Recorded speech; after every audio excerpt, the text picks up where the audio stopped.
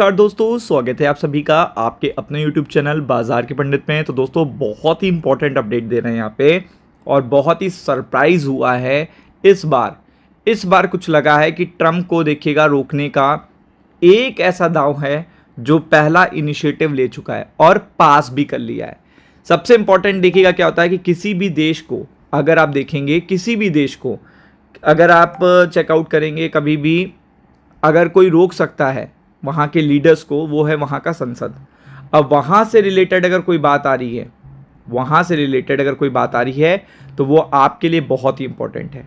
कैसे है चलिए एक एक करके बताते हैं।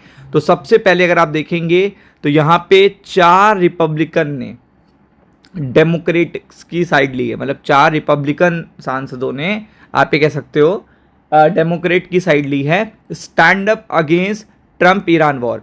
यानी कि यहाँ आप सभी जानते हो कि सभी पर्टिकुलर देखिएगा पार्टीज को पता होता है कि मान लीजिए आपकी कंट्री एक्ट ऑफ वॉर के तहत या आपका कंट्री कोई मिलिट्री वॉर में कहीं देखिएगा इंगेज होती है, तो सबको पता है कॉस्ट लगनी है, पैसा लगना है और लॉसेस भी होने उससे बहुत सारे होते हैं अगर वो ज़्यादा दिन तक चला।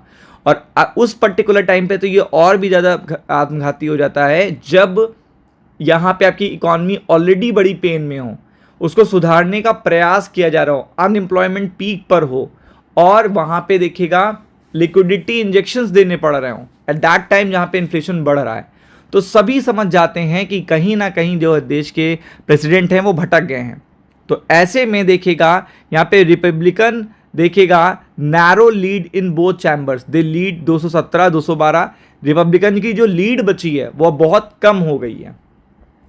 जो रेजोल्यूशन है जिसके तहत ट्रम्प को रोका जा सकता है उसके बीच में अब अंतर बहुत कम रह गया है। एक चैम्बर में रह गया है 5 का और एक चैम्बर में रह गया है अगर आप देखेंगे तो 8 का। ये मैं आपको बता रहा हूँ। 2 independent senator usually back the Democrats. तो अगर आप देखेंगे 2 जो ऐसे ही हैं निर्दलीय हैं वो सपोर्ट कर रहे हैं डेमोक्रेट्स का। और ये मैं आपको ट्यूसडे नाइट की अपडेट बता रहा हूँ। तो अगर आप देखेंगे यहाँ पे ये चीज़ बता रही है, ये इंश्योर करता है कि सेनेट जो संसद है took a step closer to ending the war by the shackling his authority under the War Power Act। तो ये जो एक इनिशिएटिव आया है, ये जो एक पॉजिटिव पॉइंट आया है, इसकी मैं बात कर रहा हूं कि इस बार लाइन क्या लिखी है, senate took a step closer, यानी कि एक कदम और आगे उनको मिल गया है।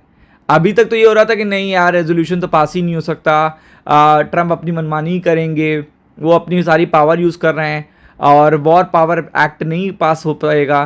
तो अब क्या हो रहा है, ये चीज़ नहीं, अब स्टेप बाय स्टेप एक एक कदम अब प्लस पॉइंट में जा रहा है, संसद के प्लस पॉइंट में जा रहा है, यानी कि डेमोक्रेट्स के प्लस पॉइंट में जा रहा है। और ये देखिएगा रेजोल्यूशन जो पास हुआ था ये हुआ था with 3 other Republicans missing the vote. 3 लोगों ने मिस करा था वोट। अगर ये 3 लोग आ जाते तो यहाँ पे देखिएगा ये चीज़ें बहुत डिफरेंट हो जाती। अब आप समझोगे ये बात। और ये चीज़ अगर पास हो जाती है, मैं आपको बता रहा हूँ, तो फिर ट्रम्प को अपने सारी देखिएगा जो मिलिट्री एक्शन है उसको बैकफुट पे लाना पड़ेगा, फिर से उन्हें वॉर रोकना पड़ेगा। और यही सारे देखिएगा मल्टीपल नेशन चाहते हैं। तो आपको पता है कि यहाँ पे सेनेटर्स बहुत ही ज़्यादा एक्टिव हैं अब इस रेजोल्यूशन को पास कराने के लिए, चूँकि आपको पता है कि ऑलरेडी काफ़ी ज़्यादा टाइम हो चुका है, 2 मंथ्स के ऊपर चल रहा है ये पर्टिकुलर वॉर। और ये जितना ज़्यादा खींचेगा उतना ही अमेरिका का लॉस है, डॉलर का लॉस है, energy crisis, multiple nation, Europe, सब जगह पे आपको क्राइसिस देखने को मिलेंगे, मतलब मल्टीपल क्राइसिस आपको देखने को मिलेंगे। और यहाँ माना जा रहा है फेब 28 से लेकर अब तक बहुत सारे लोग गल्फ में मारे जा चुके हैं, गल्फ कंट्रीज़ में मारे जा चुके हैं। टोटल कॉस्ट जो स्पेंड हुई है वो $29 बिलियन अभी तक स्पेंड हो चुकी है। किस लिए? कि केवल एक कंट्री न्यूक्लियर वेपन ना रखे।